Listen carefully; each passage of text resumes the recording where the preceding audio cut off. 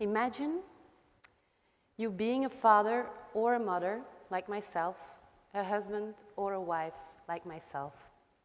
Imagine you have a big announcement to make, so you're lying in your bed, wondering what the next day will bring. So you know that you have the biggest announcement to make you ever made in your life before. It's shocking, unimaginable, and you have to tell someone you profoundly love. So the day breaks, you went to the hospital, you're next to the bed of your deadly ill child, together with your husband. And then, you're there, you're trying to cope with bringing the bad news, and finally you speak up. You say, "Love, you have been given a transplant." But the doctors are very confident and hopeful, and they know that you will survive, or they hope you will survive this unexpected terminal liver failure. This terminal ill daughter, 35 years of age, was me on the 12th of August 2008. I was saved. I was on the Eurotransplant #1 position, and I was given a new liver.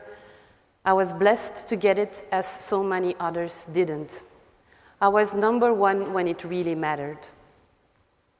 So imagine you are lying there, unable to move.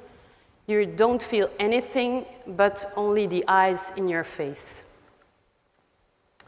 You fall in and out of a comatose sleep, and you can't speak. You can think. So you see how for your husband and for your mother, it must be very hard to tell this hard news. And you see the condition you're in, that it is life-threatening. You see the medical information surrounding you, producing bleeping sounds, making small reports. And you see dead people being moved in the distance, and you notice the fear on your mother's face, and you notice the fear on your own face.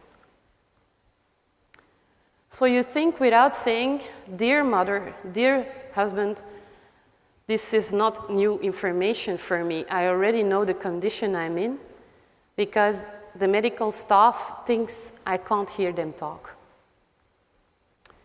They are briefing each other in my room, next to my bed, over my head, and they say liver transplant as if I'm not even there. Everything is episodic. You go in and out of a comatose sleep, and then suddenly somebody enters your room, and for you it feels like this is the person that saved my life. It was my surgeon that came to greet me as a person, as a human, and not like a liver transplant patient I was referred to by other people in the room. Much later, I learned that this surgeon of mine was a very passionate professional, because I am a very passionate person too. And I was given the chance to live again, to have a new life full of opportunities. Because indeed, for me, it's all about opportunities and about passion, about creating them and about embracing them. So I really have a passion for people. Passion for people defines me. It is my bliss. And people is what I really love.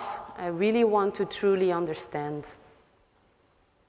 So I like to know how people think, how people act, and I have been learning for 20 years how to frame the behavior of the masses in order to craft and implement business results and rules for larger corporations. So from this passion in my professional life, I have become an expert in disruptive and innovative marketing. So success is really crucial for corporations. So what does success look like for me and for other economists? Companies with leaders that know where they are heading build success. And leaders that know what they stand for, they know what success looks like. They lead companies according to 3 leadership principles, 3 centricities. And my hope for you is today that you, as leaders in the healthcare industry, can learn a few things from these centricity models. So centricity. Centricity means that you are being focused, oriented, that you're driven by a specific leadership. Choosing your centricity will be what success looks like for you and your organization. So you can define it differently. You can define it as, how do you want to be remembered? And how will you be remembered when your career ends and you pass away? Choosing your centricity will be key to your success. The first centricity revolves around your scientific expertise. Call it the expert centricity. This leadership choice is all about being the best in your discipline, mastering, evolving continuously to be the best, to know the more skills possible in your domain of expertise. It is something that you will be remembered for and praised for all around the world. In a medical profession or organization, pursuing expert centricity means as a leader that you will continuously push medical developments into the realm of the unknown, the untried, and the highly desirable. A leader who acts in an expert-centric way consistently strives to provide his organization and his patients with leading-edge and useful new medical solutions. So, as you saw in the animation, my question is, will you be part of those pioneers and will you be part of the liver transplant history? So you are, and you need to be, the best version of Elon Musk in your area of expertise. To achieve this, you need to be creative in your expertise.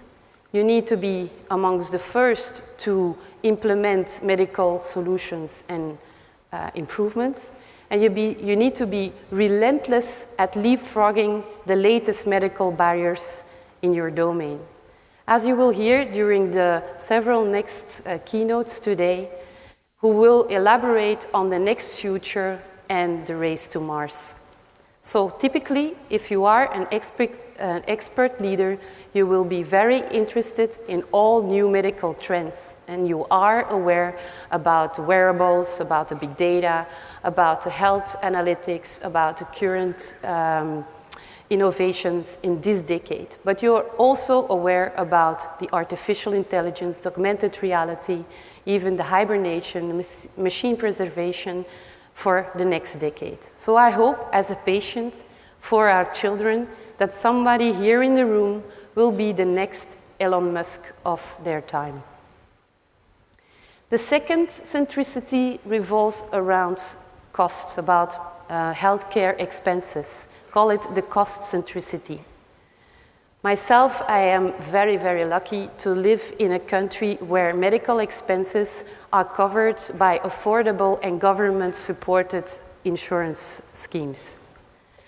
Lucky me, as in other less accessible healthcare systems, I would probably have lost all my money trying to save my own life.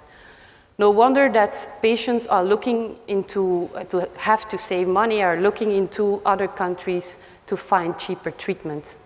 With life expectancy pushing or even exceeding 80 in developed countries and ballooning senior populations, rising healthcare costs are a huge issue for a lot of families and also for national economies.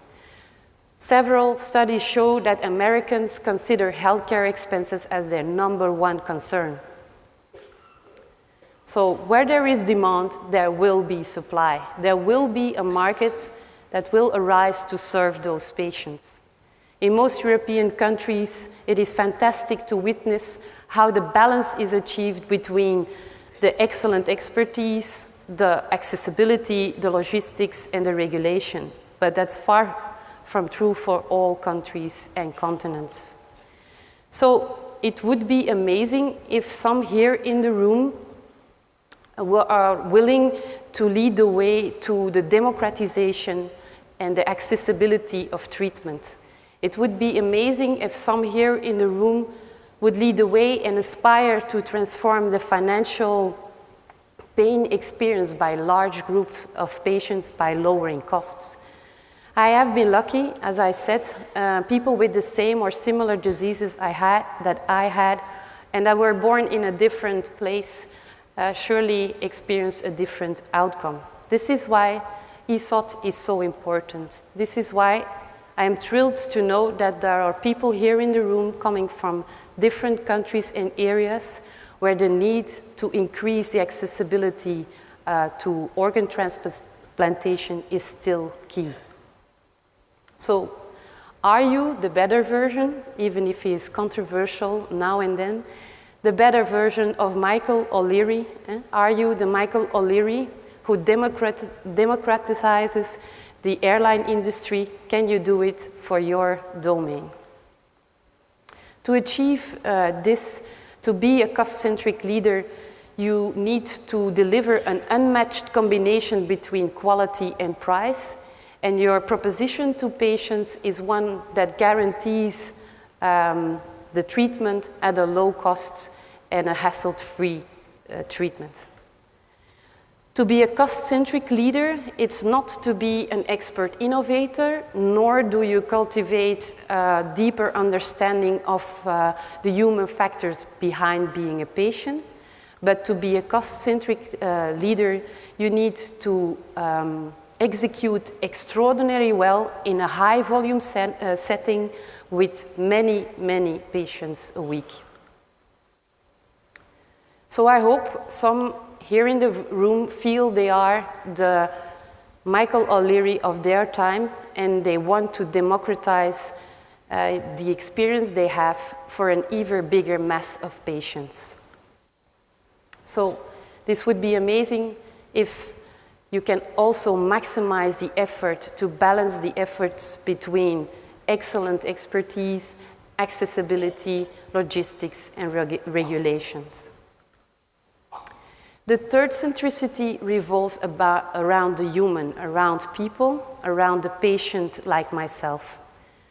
And my hope, of course, is that you remember especially this one during the rest of the conference and even during the days and years to come. So what is patient centricity? Patient centricity consists of the capacity to clearly understand the very nature of patient suffering. It is that ability to stand strong and to know that I, as a patient, I play an active role in this suffering. I am still there. I am alive. But that's not enough, actually, because being customer and patient-centric means that you actually aspire to transform the suffering of patients, to transform and overcome suffering, both physical and the resulting mental suffering. So I ask, are you prepared to engage in activities that transform suffering? So I understand that it must be very hard to work with dying people. And I know that it must be very hard and you need to protect yourself from bringing the stories home with you. I have experienced it firsthand because I was that dying patient. And I saw clearly that any attachment to the outcome could deeply distort your ability to be fully present and to solve the issue at hand. Nonetheless, I ask you to look for empathy in every interaction with every individual patient as much as you can give. So, Are you the best version of Barack Obama in your area of expertise? Well, to achieve this, you need to be a patient-centric leader and deliver the value your patient cares to get. You need to be a patient-centric leader, and you don't need to deliver what the market wants, nor what the process wants, nor what the organization wants, but you need to deliver what specific patients need. So patient centricity, to be a patient-centric leader who makes knowing his patients really the patients he works for his business. Is somebody who aspires to transform both the physical and the resulting mental suffering. To be a patient-centric leader who tailors his expertise to the needs of every specific patient during daily interactions with the patient, with his family, and during volunteering. As I am living in Belgium, and we are really proud of our Belgian example, transplant2.be, have a look. It's a brilliant patient-centric benchmark, bringing patients, family, and research together, and giving hope and courage. When I experienced it myself, it's really true. So giving hope and courage when you really, really need it through sports. To be a patient-centric leader who does not pursue transactions, but cultivates an impeccable patient centricity. Let me wrap up so you can memorize the 3 things I would really like you to take home. First, choosing your centricity will be what success looks like. Second, how do you want to be remembered? Third, by whom will you be remembered? And I can tell you as a patient, as a mother, and I can assure you in the name of my husband in the room today, we, the patients, expect nothing less than expert-centric medical care. And we, the patient, will remember you for your unforgettable human initiatives and your impeccable patient centricity. Thank you.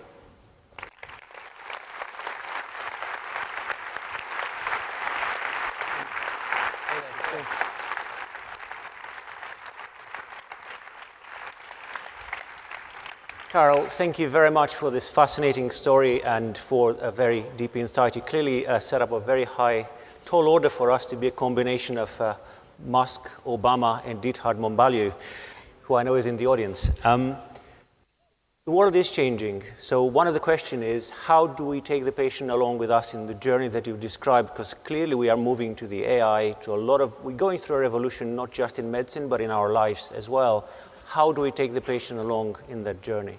Well, I do this in my professional life every day, and as a patient, I would recommend you to take us along, to co-create with us, probably with not all of us, probably with a certain kind of patients who are open to this innovation. If they're not in their private life, they will surely not be as a patient. But I believe I am an innovator, and you can always ask me to co-create with you. And so I have been invited on Monday for events elaborating on how the patient feels about all this, and I think that's the way to go. Co-create with patients so that you know at least how they would react to your innovations. Thank you. Ladies and gentlemen, let's please express our appreciation to Carole Lamarque. Thank you.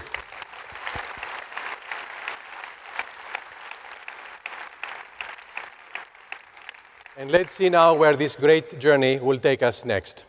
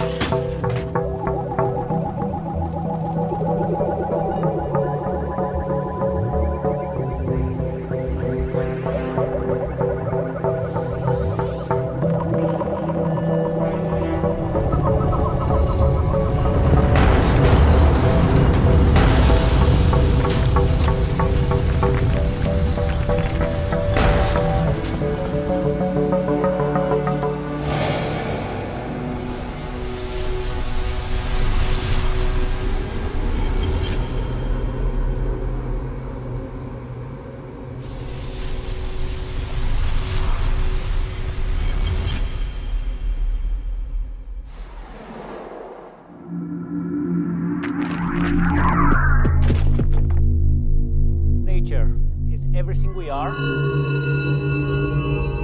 is everything that surrounds us. Throughout the history of transplantation, we have learned from nature. And it is my great pleasure to introduce the next speaker, Professor Robert Henning, who is a professor of pharmacology in Groningen in Netherlands, who is going to tell us what else we can learn from nature in the future. Robert, please join us on the stage and lead our learning journey through hibernation and preservation. I'm pleased to do so. Thank you very much. Thanks to the organizing committee for having me here.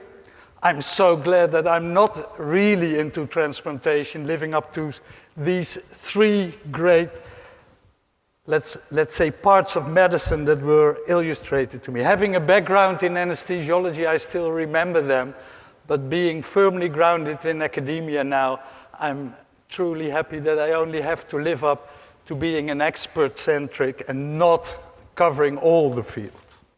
It was, though, quite an amazing presentation.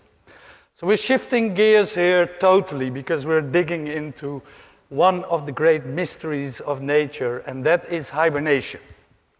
So I have a few disclosures, basically dealing with the company I'm working with, Sulfatech, so I got some grants and some fees, and I will discuss some of their compounds. But as I said, I'm an academic, and I'm really true to that adagium.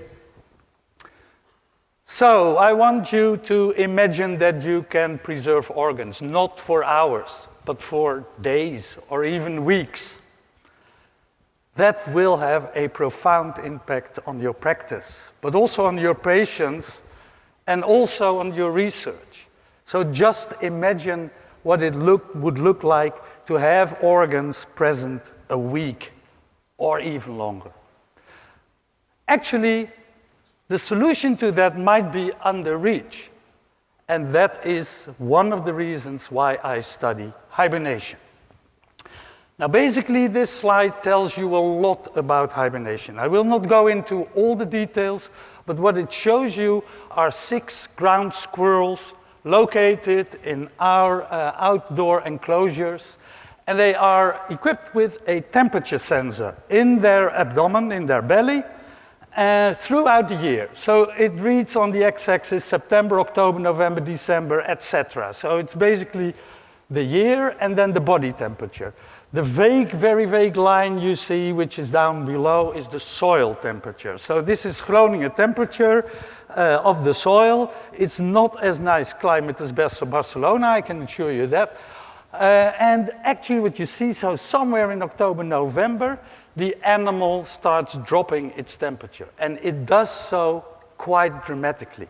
It goes from 37, like we are,